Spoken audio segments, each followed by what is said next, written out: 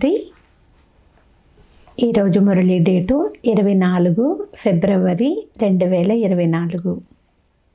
బాబా చెప్తున్నారు, మధురమైన పిల్లల్లారా, మీరిప్పుడు హంసలుగా అయ్యే పురుషార్థం చేస్తున్నారు. మీరు ఈ లక్ష్మీ నారాయణుల వలె హంసలుగా అనగా సంపూర్ణ నిర్వికారులుగా అవ్వాలి. ఈరోజు మురళిలోని ప్రశ్న, ఈ జ్ఞాన మార్గంలో తీవ్రంగా వెళ్ళేందుకు సహజమైన విధి ఏమిటి?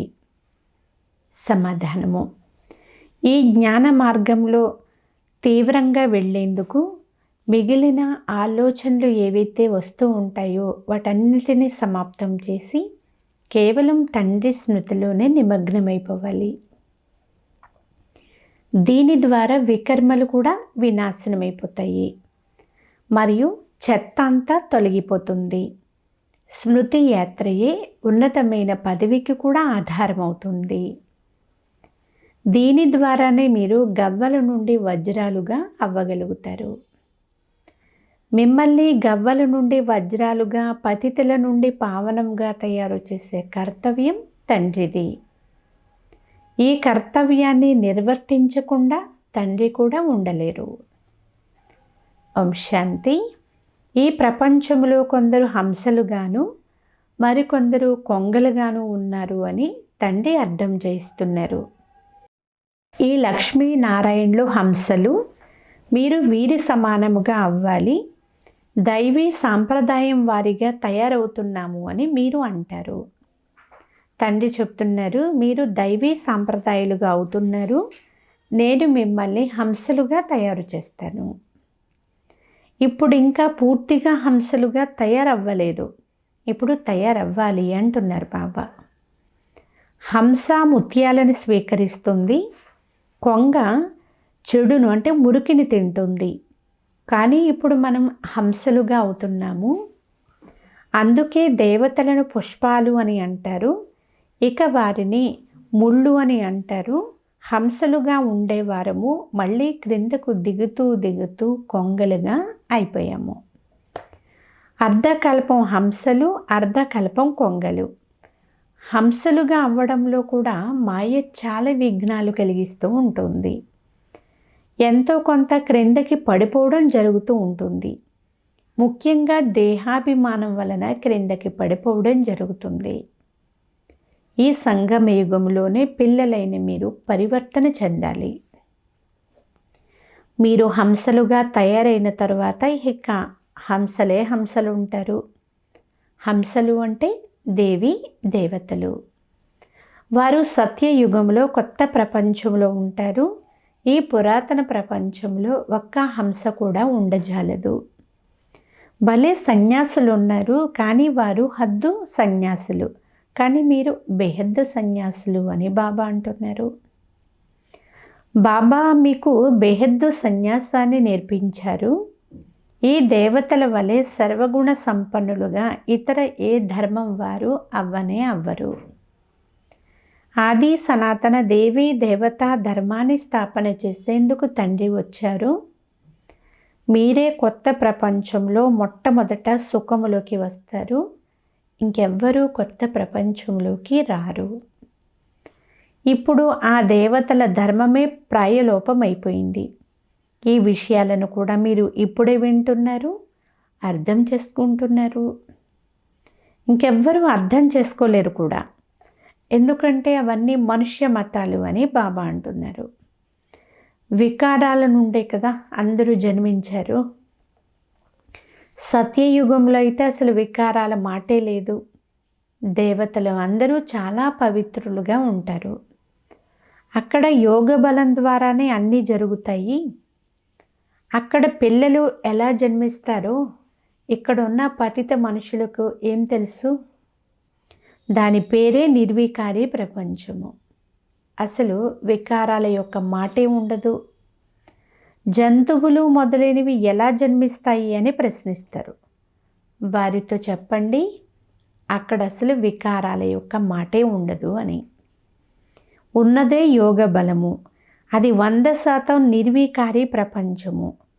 మేము శుభమునే పలుకుతాము. మీరు ఎందుకు అశుభం చేస్తారు? దీని పేరే వేశ్యాలయము మరియు దాని పేరే శివాలయము. ఆ శివాలయ స్థాపన శివబాబా చేస్తున్నారు. శివబాబా సర్వోన్నతమైనటువంటి టవర్ కదా. శివాలయాన్ని కూడా ఈ విధముగా పొడవుగా నిర్మిస్తారు. శివబాబా మిమ్మల్ని సుఖమునిచ్చే టవర్లుగా చేస్తారు. సుఖ టవర్లోకి తీసుకొని వెళ్తారు. అందువల్లనే బాబా పైన చాలా ప్రీతి ఉంటుంది. భక్తి మార్గంలో కూడా శివబాబా జతలో ప్రీతి ఉంటుంది.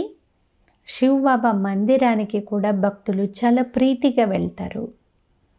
కానీ కొద్దిగా కూడా అర్థం చేసుకోరు. కానీ పిల్లలైన మీరు మాత్రం ఇప్పుడు సర్వగుణ సంపన్నులుగా అవుతున్నారు. ఇప్పుడు ఇంకా సంపూర్ణంగా తయారవ్వలేదు. మీ రాజధాని పూర్తి స్థాపన జరిగినప్పుడే మీకు పరీక్ష ఉంటుంది.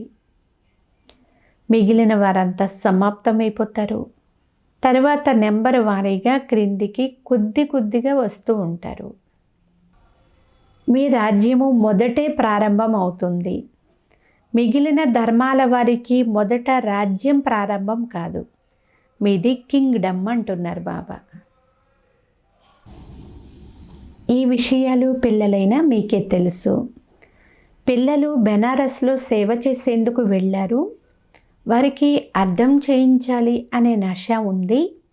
కానీ అక్కడి వారు ఎంతగా అర్థం చేసుకోలేరు. ఎందుకంటే కోటిలో కొందరు అనే గాయనం కూడా ఉంది కదా. అతి కష్టం మీద ఎవరో ఒకరు హంసలుగా అవుతారు. హంసగా అవ్వలేదు అంటే తర్వాత చాలా శిక్షలు అనుభవించాల్సి ఉంటుంది.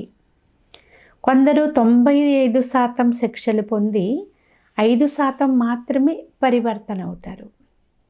అతి ఉన్నతమైన మరియు అతి నీచమైన నెంబర్లు అయితే ఉంటాయి కదా. ఇప్పుడు ఎవ్వరూ తమను హంసలు అని చెప్పుకోలేరు. ఎందుకంటే ఇంకా హంసగా అయ్యేందుకు పురుషార్థం చేస్తూ ఉన్నారు. జ్ఞానము పూర్తి అయినప్పుడు యుద్ధం ప్రారంభమైపోతుంది. జ్ఞానం పూర్తిగా తీసుకోవాలి కదా. ఆ యుద్ధమే అంతిమ యుద్ధం అవుతుంది. ఇప్పుడు ఎవ్వరూ 100% స్థితికి చేరుకోలేరు. ఇప్పుడు ఇంటింటికి సందేశాన్ని చేర్చాలి. చాలా గొప్ప తిరుగుబాటు ప్రారంభమవుతుంది. ఎవరెవరికి గొప్ప గొప్ప ఆశ్రమాలు తయారై ఉన్నాయో అవన్నీ కదలడం ప్రారంభమవుతాయి. భక్తి అనే సింహాసనం కదలడం ప్రారంభమవుతుంది. ఇప్పుడు ఇది భక్తుల రాజ్యం కదా. దానిపైన మీరు విజయం పొందారు.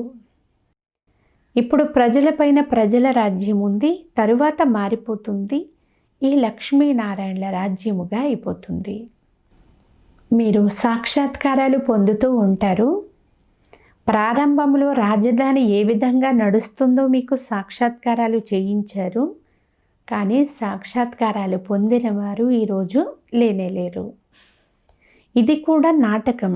డ్రామాలో ఎవరికి ఏ పాత్ర ఉంటుందో అది నడుస్తూనే ఉంటుంది. ఇందులో మనము ఎవ్వరినీ మహిమ చెయ్యము. తండ్రి కూడా చెప్తున్నారు, మీరు నన్ను మహిమ చేసేదేముంది? నా కర్తవ్యమే పతితులను పావనంగా చేయడము. విద్యార్థులను చదివించడమే టీచరు కర్తవ్యం. తన కర్తవ్యాన్ని తాను చేసేవారిని మహిమ చేసే అవసరం ఏముంది? బాబా చెప్తున్నారు, నేను కూడా డ్రామాకు వశమై ఉన్నాను. ఇందులో శక్తి ఏముంది? ఇది నా కర్తవ్యము అంటున్నారు బాబా. కల్పకల్పము సంగమయుగములో వచ్చి పతితులను పావనముగా చేసే మార్గమును తెలియచేస్తాను. నేను పావనముగా చెయ్యకుండా ఉండలేను అని తండ్రి అంటున్నారు. నా పాత్ర యాక్యురేట్. 1 సెకండు కూడా ఆలస్యంగా లేక ముందుగా నా పాత్ర రాజాలదు. పూర్తి ఖచ్చితమైన సమయంలో పాత్ర చేస్తాను. సెకండు ఏదైతే గడిచిపోతూ ఉందో డ్రామా నా ద్వారా జయిస్తుంది. నేను పరవశుడను. ఇందులో మహిమ చేసే మాటే లేదు. నేను కల్పకల్పము వస్తాను. పతితులను పావనంగా తయారు చేసే బాబా రండి అని మీరు నన్ను పిలుస్తారు. ఎంత పతితులుగా అయిపోయారు. ఒక్కొక్క అవగుణాన్ని వదిలేందుకు చాలా శ్రమ చేయాల్సి ఉంటుంది. చాలా సమయం పాటు పవిత్రముగా ఉండి కూడా మళ్ళీ నడుస్తూ నడుస్తూ మాయ చెంపదెబ్బ తగలడం ద్వారా ముఖాన్ని నల్లగా చేసుకుంటారు. ఇది తమో ప్రధానమైన ప్రపంచము. మాయా శత్రువు చాలా ఎదురుస్తుంది. సన్యాసులు కూడా వికారాల నుండి జన్మిస్తారు. ఎవరి జ్యోతిలో లీనమవ్వదు. ఎవరు తిరిగి వెళ్ళలేరు. ఆత్మ అవినాశి కనుక ఆత్మలో ఉండే పాత్ర కూడా అవినాశియే. మరి జ్యోతిలో ఎలా ఇమిడిపోగలదు? ఎంతమంది మనుషులు ఉన్నారు? అన్ని మతాలు ఉన్నాయి. అవన్నీ కూడా మనుష్య మతాలు. ఈశ్వరీయ మతం ఒక్కటే. దేవతల మతం అయితే ఇక్కడ ఉండదు. దేవతలు సత్యయుగంలో ఉంటారు. కనుక ఇవన్నీ బాగా అర్థం చేసుకోవాల్సిన విషయాలు.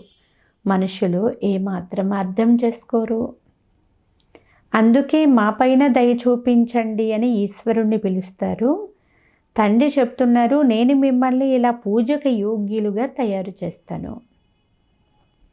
మీరు పూజకు యోగ్యులుగా అవుతారు. ఇప్పుడు ఇంకా పూజకు యోగ్యులుగా అవ్వలేదు, అవుతూ ఉన్నారు. మేము ఇలా అవుతాము అని మీకు తెలుసు. భక్తి మార్గంలో మనకే ఈ మహిమ జరుగుతుంది.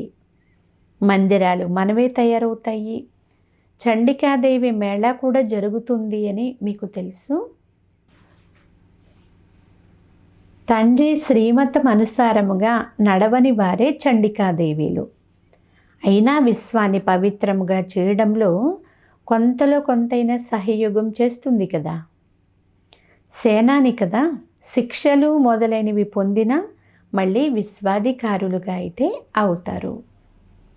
ఇక్కడ ఎవరైనా ఆటవికులు ఉన్నట్లయితే వారు కూడా మేము భారతదేశానికి యజమానులము అని అంటారు కదా. ఒకవైపు భారతదేశం అన్నిటికంటే ఉన్నతమైన దేశము అని చెప్తూ ఉంటారు. మరొక వైపు భారతదేశానికి ఏ గతి పట్టిందో చూడండి అని పాడుతూ ఉంటారు. రక్త నదులు ప్రవహిస్తూ ఉంటాయి. ఒక రికార్డులో మహిమ చేస్తారు, మరొక రికార్డులో నింద జరుగుతూ ఉంటుంది. కొంచెం కూడా అర్థం చేసుకోరు. మీకు తండ్రి కూర్చునే యథార్థ రీతిలో అర్థం చేయిస్తారు. వీరికి భగవంతుడు చదివిస్తారు అని మనుషులకు తెలియదు. ఓహో, వీరు భగవంతుణ్ణే టీచరుగా చేసుకుని ఉన్నారు అని అంటారు. అరే, భగవాను వాచ ఉంది కదా, నేను మిమ్మల్ని రాజాదిరాజులుగా తయారు చేస్తాను. కేవలం భగవద్గీతలో మనుషుల యొక్క పేరును వేసి గీతను ఖండించేశారు. కృష్ణ భగవాను వాచ అని వ్రాసారు అనుకోండి, మరి అది మనుషుల మతం అయినట్లే కదా. కృష్ణుడు ఇక్కడికి ఎలా వస్తాడు? అతడేమో సత్యయుగ రాకుమారుడు. అతనికి ఈ పతిత ప్రపంచంలోకి రావలసిన అవసరం ఏముంది? తండ్రిని గురించి పిల్లలైన మీకు మాత్రమే తెలుసు. మీలో కూడా చాలా తక్కువ మందికి మాత్రమే యథార్థ రీతిగా తెలుసు. పిల్లలైన మీ నోటి నుండి సదా రత్నాలే వెలువడాలి, రాళ్ళు వెలువడకూడదు. మేము ఆ విధంగా అయ్యామా అని స్వయాన్ని ప్రశ్నించుకోవాలి. భలే తాము బురద నుండి త్వరగా బయటపడాలని కోరుకున్నా త్వరగా వెలువడలేరు. సమయం పడుతుంది. మీరు చాలా శ్రమ చేయాల్సి ఉంటుంది అని బాబా అంటున్నారు. అర్థం చేయించే వారిలో కూడా నెంబర్ వారీగా ఉంటారు. అంతిమ సమయంలో అయితే యుక్తియుక్తంగా అర్థం చేయించడం జరుగుతుంది. అప్పుడు మీ బాణాలు తగులుతాయి. ఇప్పుడు మా చదువు కూడా కొనసాగుతూ ఉంది అని మీకు తెలుసు. చదివించేవారు ఒక్కరే, అందరూ వారి నుండే చదువుకుంటారు. ముందుకు వెళ్ళే కొలది ఎటువంటి యుద్ధాలను చూస్తారు అంటే ఇక ఆ విషయమే అడగవద్దు. అంటే చాలా భయంకరమైన యుద్ధాలు జరుగుతాయి. యుద్ధములో అయితే చాలామంది మరణిస్తారు. అప్పుడు ఇంతమంది ఆత్మలు ఎక్కడికి వెళ్తారు? వెళ్ళి అందరూ ఒకేసారి జన్మ తీసుకుంటారా? వృక్షము పెద్దగా అవుతుంది. చాలా కొమ్మరెమ్మలు, ఆకులు వెలువడతాయి. రోజు ఎంతోమంది జన్మిస్తూ ఉంటారు, ఎంతోమంది మరణిస్తూ కూడా ఉంటారు. కానీ ఎవ్వరూ తిరిగి వాపసు వెళ్ళలేరు. మనుషుల వృద్ధి జరుగుతూ ఉంటుంది. ఈ అనవసరమైన చిల్లర అంటే రోజు జరిగే విషయాల్లోకి వెళ్ళేందుకు బదులుగా తండ్రిని స్మృతి చేయండి. తద్వారా వికర్మలు కూడా వినాశనం అవుతాయి మరియు చెత్త కూడా తొలగిపోతుంది. ఇక రెండవ విషయము, మీరు దీనిని గురించి విచారం చేయకండి. మొదట ఇలా తయారయ్యేందుకు మీరు పురుషార్థం చేయండి. ముఖ్యమైన విషయము స్మృతి యాత్ర మరియు అందరికీ సందేశం ఇవ్వడము. సందేశకుడు ఒక్కడే. ధర్మస్థాపకులను కూడా సందేశకులు మరియు ఉపదేశకులు అని అనలేరు. సద్గతి దాత అంటే కేవలం ఒక్క సద్గురువు మాత్రమే. భక్తి మార్గంలో మనుషులు ఎంతో కొంత మంచిగా పరివర్తన అవుతారు. ఏదో ఒక దానం కూడా చేస్తారు. తీర్థయాత్రలకు వెళ్తూ ఉంటారు కదా, అక్కడ కూడా ఎంతో కొంత దాన ధర్మం చేసి వస్తూ ఉంటారు. ఈ అంతిమ జన్మలో కూడా తండ్రి మిమ్మల్ని వజ్ర సమానంగా తయారు చేస్తున్నారు అని పిల్లలైన మీరు తెలుసుకున్నారు. దీనినే అమూల్యమైన జీవితము అని అంటారు. కానీ అంతటి పురుషార్థము కూడా చెయ్యాలి కదా. మా దోషం ఏమీ లేదు అని మీరు అంటారు. అరే, నేను మిమ్మల్ని సుందరమైన పుష్పాలుగా చేసేందుకు వచ్చాను, మరి మీరు ఎందుకు తయారవ్వరు? మిమ్మల్ని పావనంగా తయారు చేయడమే నా కర్తవ్యము అని తండ్రి అంటున్నారు. మరి మీరు ఎందుకు పురుషార్థం చేయరు? పురుషార్థం చేయించే తండ్రి అయితే లభించారు. ఈ లక్ష్మీనారాయణలను ఈ విధంగా ఎవరు తయారు చేశారు? ఈ విషయం ప్రపంచానికి తెలియదు. తండ్రి సంగమ యుగంలోనే వస్తారు. ఇప్పుడు మీ విషయాలను అయితే ఎవరు అర్థం చేసుకోరు. ముందు ముందు మీ వద్దకు చాలామంది వచ్చినప్పుడు ఆ సన్యాసుల శిష్యులు తగ్గిపోతూ ఉంటారు. ఈ వేదశాస్త్రాల సారాంశాన్ని నేను మీకు అర్థం చేస్తున్నాను అని బాబా అంటున్నారు. భక్తి మార్గంలో అయితే లెక్కలేనంత మంది గురువులు ఉన్నారు. సతయుగంలో అందరూ పావనంగా ఉండేవారు, తర్వాత పతితులుగా అయిపోయారు. ఇప్పుడు తండ్రి మళ్ళీ వచ్చి మీకు బేహద్దు సన్యాసాన్ని చేయిస్తున్నారు. ఎందుకంటే ఈ పురాతన ప్రపంచం ఇప్పుడు సమాప్తం అవ్వనున్నది. అందువలన ఈ శ్మశానము నుండి బుద్ధి యోగాన్ని తొలగించి నన్నొక్కరినే స్మృతి చేసినట్లయితే వికర్మలన్నీ వినాశనం అయిపోతాయి. ఇది వినాశన సమయము. అందరి లెక్కాచారాలు సమాప్తం కానున్నాయి. ప్రపంచమంతటిలో ఎంతమంది ఆత్మలున్నారో వారిలో మొత్తం పాత్ర అంతా నిండి ఉంది. ఆత్మ శరీరాన్ని ధరించి పాత్రను అభినయిస్తుంది. కనుక ఆత్మ కూడా అవినాశి, పాత్ర కూడా అవినాశి. ఇందులో ఏమాత్రం వ్యత్యాసం ఉండదు. ఉన్నది ఉన్నట్లుగా పునరావృతం అవుతూనే ఉంటుంది. ఇది చాలా పెద్ద బేహద్దు నాటకము. నెంబర్ వారీగా అయితే ఉంటుంది కదా. కొందరు ఆత్మిక సేవ చేసేవారు, మరికొందరు స్థూల సేవ చేసేవారిగా ఉంటారు.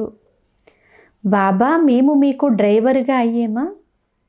అక్కడ కూడా విమానానికి మాలికలుగా అయిపోతాము అని కొందరు అంటారు.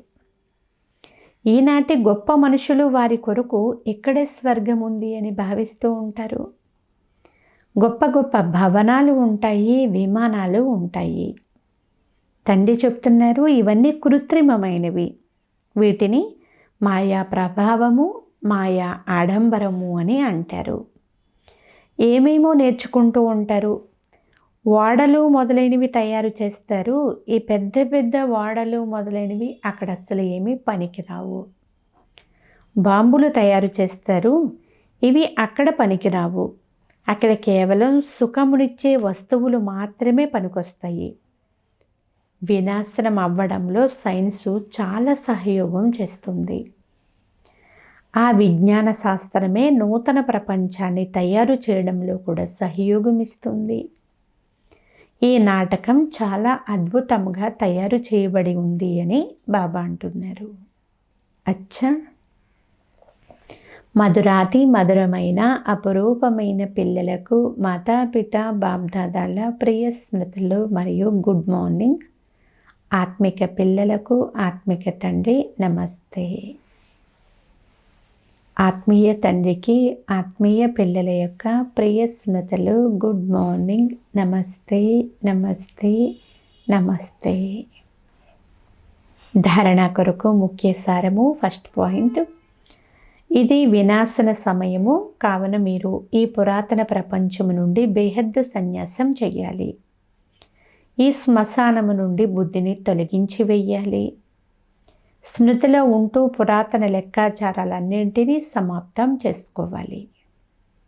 సెకండ్ పాయింట్, నోటి ద్వారా సదా జ్ఞాన రత్నాలే వెలువడాలి. అంటే రత్నాల వంటి మాటలే రావాలి, కానీ రాళ్ల వంటి మాటలు వెలువడకూడదు. పూర్తి హంసలుగా అవ్వాలి.